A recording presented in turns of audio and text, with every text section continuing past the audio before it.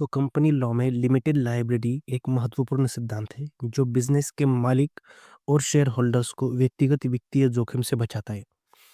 Limited liability के अनुसार company का कर्ज और कानूनी मामलों की जिम्मेदारी केवल कंपनी की होती है और शेयर होल्डर्स को उनके इन्वेस्ट किए गए अमाउंट से ज़्यादा भुगतान करने के लिए वो शेयर होल्डर्स बाध्य नहीं है। तो आइए इसे विस्तार से समझते हैं। So what is limited liability? Limited liability ensures a clear separation between individuals and their businesses. तो लिमिटेड लायबिलिटी का मतलब यह है कि किसी कंपनी के मालिक जो कि उसके शेयर होल्डर्स होते हैं, वो कंपनी के कर्ज के लिए व्यक्तिगत रूप में जिम्मेदार नहीं होते। कंपनी और उसके मालिकों को लिमिटेड लायबिलिटी अलग अलग करती है। Share holders in limited company are only liable for company debts up to the value of their shares. तो शेयर होल्डर्स की जिम्मेदारी सिर्फ उनके इन्वेस्ट किए गए शेयर्स, मतलब जितना उन्होंने शेयर के लिए इन्वेस्ट किया है, उतने ही अमाउंट के लिए वो जिम्मेदार होते हैं। Directors are not personally liable for company debts unless they are also share holders. In law suits the company itself is sued, not the individuals involved. Company के डायरेक्टर्स भी व्यक्तिगत रूप में जिम्मेदार नहीं होते जब तक कि वे खुद शेयर होल्डर्स न हो। यदि कंपनी पर कोई कानूनी मामला होता है, कोई मुकदमा चलता है, तो वो कंपनी पर चलेगा, ना कि व्यक्तिगत रूप में उसके शेयर होल्डर्स पर। उदाहरण के तौर पर अगर दो व्यक्ति मिलकर एक लिमिटेड कंपनी बनाते हैं और उसमें 10 लाख का इन्वेस्ट करते हैं, अगर कंपनी को 50 लाख का नुकसान होता है, तो ये इन्वेस्टर्स या जो उसको कंपनी बनाने वाले हैं, उनको 10 लाख का ही नुकसान होगा।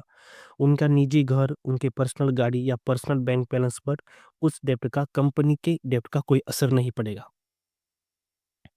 नेक्स्ट है advantages of limited liability.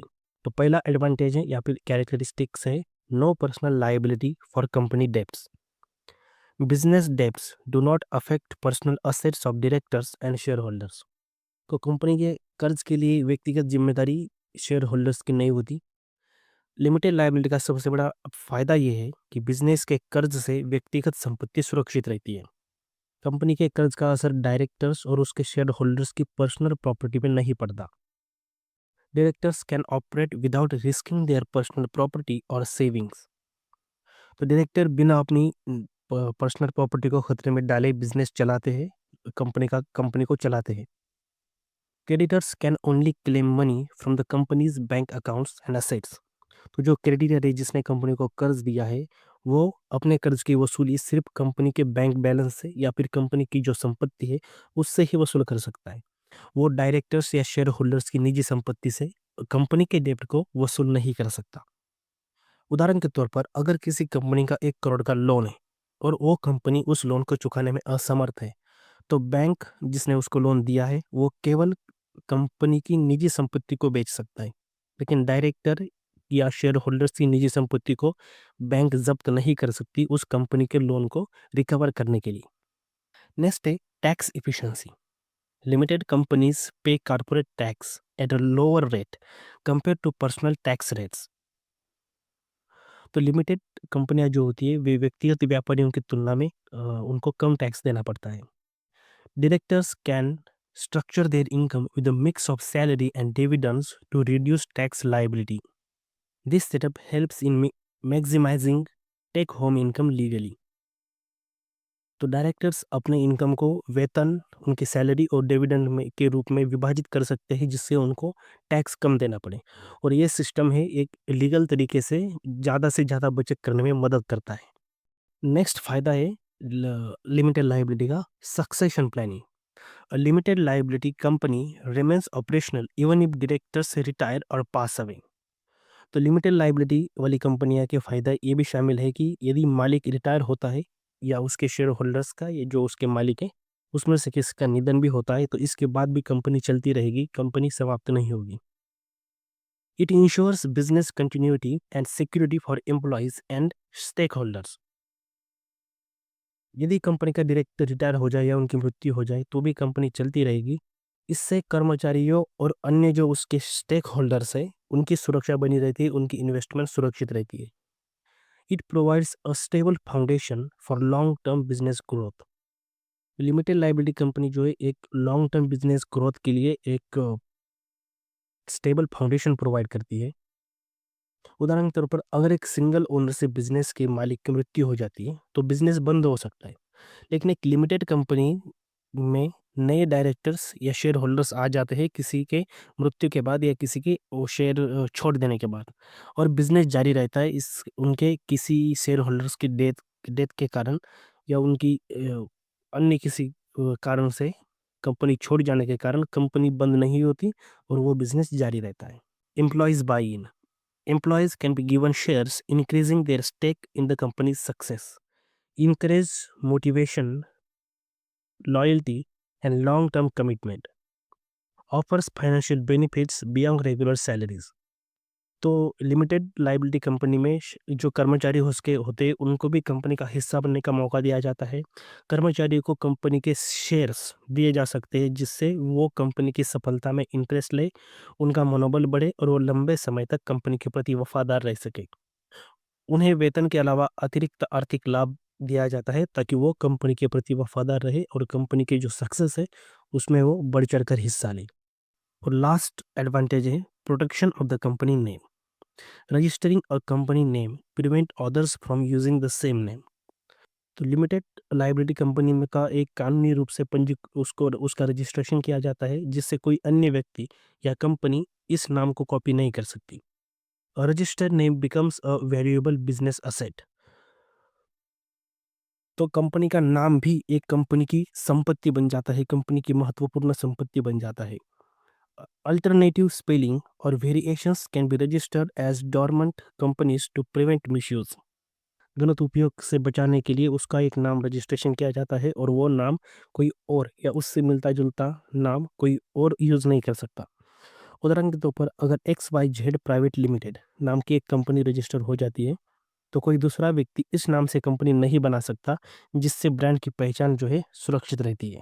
Limited liability directors को और शेयर होल्डर्स को पर्सनल लाइबिलिटी से बचाती है, लेकिन although limited liability provides a great deal of protection for company shareholders and directors, there are some circumstances when they can become personally liable for business debts. Limited liability का मतलब है कि company को share holders और directors को company के निजी कर्जों के लिए व्यक्तिगत रूप से जिम्मेदार नहीं ठहराया जाए, लेकिन कुछ परिस्थितियों में डायरेक्टर्स को पर्सनली लायबल बनाया जा सकता है। यह ज़रूरी है कि डायरेक्टर्स कंपनी के नियमों और कानूनों का सही तरीके से पालन करें, वरना वे खुद को कानूनी मुसीबत में डाल सकते हैं। तो ऐसे कौन सी सिचुएशन है जिसमें डायरेक्टर्स को पर्सनली लायबल ठहराया जा सकता है? If they sign a personal guarantee, if they continue to trade in the interest of shareholders instead of the creditors, despite knowing the business is insolvent, if they dispose of assets at less than market value। अगर कोई director company के किसी loan या अन्य देनदारी के लिए personal guarantee sign करता है तो वह व्यक्तिगत रूप में उस कर्ज के लिए जिम्मेदार होगा। मान लीजिए किसी कंपनी ने बैंक से 50 लाख रुपए का लोन लिया और डायरेक्टर ने इस पर पर्सनल गारंटी साइन कर दी। अगर कंपनी दिवालिया हो जाती है और लोन नहीं चुका पाती तो बैंक डायरेक्टर को पर्सनल प्रॉपर्टी बेचकर या अपने पर्सनल असेट से उस लोन को चुकाना पड़ेगा। If they continue to trade in the interest of share holders instead of creditors despite knowing the business is insolvent. अगर कोई कंपनी पहले से ही दिवालिया है लेकिन डायरेक्टर फिर भी व्यापार जारी रखता है और शेयर होल्डर्स का फायदा देखने के लिए कोशिश करता है तो उसे पर्सनल लायबिलिटी झेलनी पड़ सकती है। If they dispose of assets at less than market value, अगर कोई डायरेक्टर कंपनी की संपत्ति को बाजार मूल्यों से भी कम पर बेचता है तो यह गलत माना जाएगा और उसके खिलाफ कार्रवाई हो सकती है।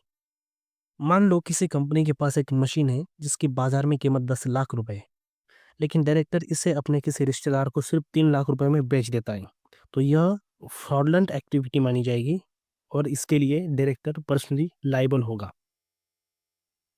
इफ दे ओवर पे themselves from the company's account creating an overdrawn director's loan, अगर कोई डायरेक्टर कंपनी के बैंक अकाउंट से अपनी ज़रूरत से ज़्यादा पैसे निकाल लेता है और कंपनी के पास बाकी देनदारियों को चुकाने के लिए पैसे नहीं बचते तो उस डायरेक्टर को व्यक्तिगत रूप में पर्सनली जिम्मेदार माना जाएगा उस लोन को चुकाने के लिए। If funds are raised to repay creditors via fraudulent means. अगर कोई डायरेक्टर गलत या धोखाधड़ी वाले तरीके से पैसे जुटाकर कर्ज को चुकाने की कोशिश करता है तो यह अपराध माना जाएगा और डायरेक्टर को व्यक्तिगत रूप में लाइबिलिटी झेलनी पड़ेगी।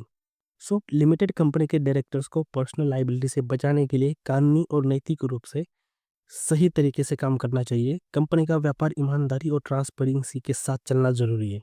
तो लिमिटेड लाइबिलिटी का ये कंसेप्ट जो है बिजनेस को सुरक्षा, कर बचत और दीर्घकालिक स्थिरता प्रदान करता है। यह न केवल व्यापार और मालिकों की वित्तीय उनको फाइनेंशियल सिक्योरिटी देता है बल्कि कर्मचारियों और निवेशकों के लिए भी फायदेमंद होता है। यही कारण है कि कई लोग एक लिमिटेड कंपनी खोलने को प्राथमिकता देते हैं। तो आज हमने लिमिटेड लाइबिलिटी उसका मतलब और उसके एडवांटेजेस देखे और वो भी देखा कि किस सिचुएशन में डायरेक्टर्स पर्सनली लायबल हो सकते हैं। धन्यवाद।